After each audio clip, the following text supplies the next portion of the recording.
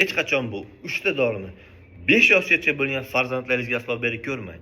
Birinchi dori bu loperamid dorisi. Loperamid ichak persalkasini susaytirish hisobida ich ketishini to'xtatadi, davolash hisobiga emas va natijada ichaklar kengayadi. Ikkinchi dori bu tetrasiklin dorisi. Tetrasiklin agar farzandlaringizning sezgi organlari yuqori bo'lsa, nerv sistemalariga ta'sir qilib, farzandlaringizni kar qilib qo'yishi ham mumkin.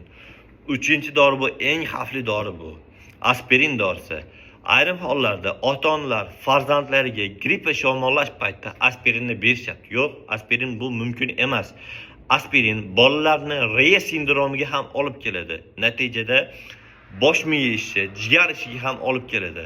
Kattalar ichadigan barcha dorilarning tarkibida aspirin bo'lib, aspirin yosh bolalarga mumkin emas.